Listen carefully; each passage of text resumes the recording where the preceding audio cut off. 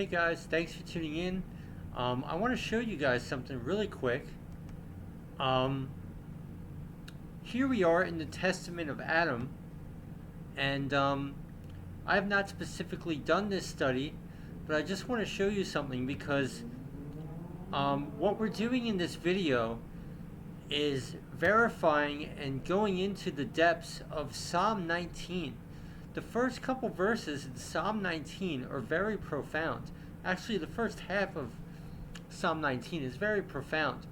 And of course, we need to understand the flat earth model, which is absolutely biblical, just in order to make sense of any of this. But Psalm 19 verifies a lot of the apocryphal works when it comes to Adam. So here we are in the Testament of Adam. I have numerous translations on the archive. This one is an excerpt, which is the one that is found in the book of the Cave of Treasures. It's different from what you find here, which would just be your popular Google search, okay? So here, the point here is that we have, there is information that God taught Adam about the first hour of the day, the first hour of the night, etc., right? Now, we even have apocryphal text, if I can find them, bear with me please. Here we are, on the hours and the days. So there literally seems to be knowledge in the stars that we could get from the hours and the days. Give me a moment, please.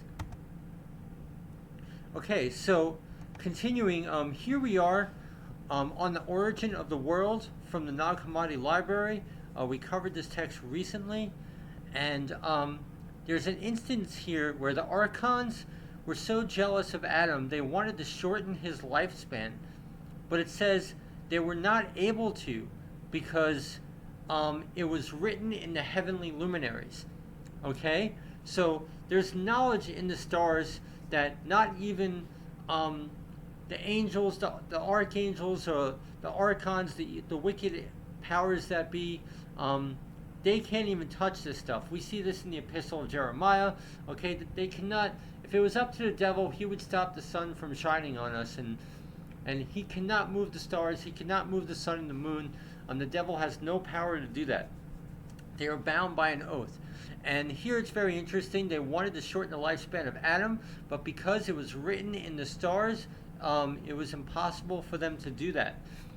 So there is wisdom in the stars. So we can clearly see that that when we read in the testimony of Adam, the knowledge from the hours of the day and the hours of the night, that we even see in Armenian Apocrypha as well. You see there are two texts on the hours of the days. This stuff sounds like, oh, this is pagan, this is astrology, blah, blah, blah. But no, I mean, we have all these confirmations that there is knowledge in the stars, that this is lost to us today. Enoch knew this knowledge. That was his call in his life. It's no coincidence that Enoch lived 365 years. And when we read the book of Enoch, he learned the knowledge of the stars and of angels, okay? He learned all that stuff. He ascended up to the angels. That's why Enoch was taken away. So there's validity in here. All right, so I could show all these texts, but show me in our standard Bibles. And now this is where Psalm 19 comes in. It's really interesting. It absolutely confirms this. So Psalm 19, I'm in the Standard King James. The heavens declare the glory of God, and the firmament shows his handiwork, okay? Consider the flat earth model. What is the firmament? The firmament is from top of the dome all the way to the bottom, okay? It is the entire expanse of the earth, okay? That is the firmament. That was created on, what, the second day, I think? Yeah. Here we go. This is day after day, utters speech, and night unto night shows knowledge. This confirms exactly what we're seeing in the testimony of Adam, whether we agree with it or not. It's exactly confirming what we see in these weird apocryphal Armenian texts, etc. You know, what we just covered. So there is knowledge in the hours of the day. There is knowledge in the hours of the night. And Adam was taught these things. Now, we, on some calendars, we're approaching the Feast of Weeks, Pentecost.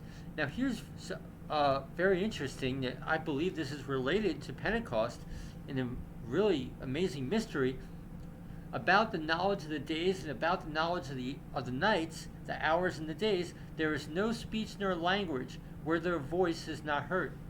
Okay? Obviously, this could take us to Acts 2, which takes us to Zephaniah 3:9. That's a whole nother study in itself. Like, for a future end time prophecy, we're all going to receive language of one consent. And I believe that's going to originate in some kind of spiritual Hebrew language. But it's very interesting how the speech of the day and the knowledge that the hours of the night show, there is no speech nor language where their voice is not heard. So does that have to do with something with our redemption in Pentecost? It's incredible. So I just wanted to show that these texts are not satanic, or these translations differ. To compare all these would be a very interesting study. I personally have not done that. Now, here's another rare text called the Prayer of Jacob. A very short text called the Prayer of Jacob. You can find it on the archive. Now, hear this out. Hear what's in the Prayer of Jacob. Okay. He's glorifying God, he who is upon the stars above the ages, who brings snow, and who always passes through the stars and planets and makes them run in every way by your creating power. Fill me with wisdom. Empower me, Lord. There is no coincidence that he's just saying, fill me with wisdom, empower me, because the wisdom, there is so much knowledge apparently written in the stars. Okay, we've covered this. There is a reflection of each and one of your souls in the stars. There are angels that are stars awaiting the judgment, good and bad. The book of Enoch says this. We just learned from the Testament of Adam and so forth, and even Psalm 19 from on the origin of the world, that God's plan for our lifespans, whether they be shortened or lengthened, not even the archons could change this stuff because it's written in the stars and there's nothing anybody could do about it. So there is wisdom, profound wisdom in the stars. Fill me with wisdom, empower me, Lord. Fill my heart with good things, Lord. Okay? As an earthly angel, as having become immortal, as having received a gift which is from you. Amen, amen. This is the mentioning of what we're called to do. We're called to ascend as angels, like Enoch and Elijah did, just as Moses did, as Stephen did before he was martyred. We're all called to ascend up. We're all called to go into the light of the cross and not go beyond the wood of the cross. So this is very profound, that he's praising God for the knowledge in the stars that cannot be moved.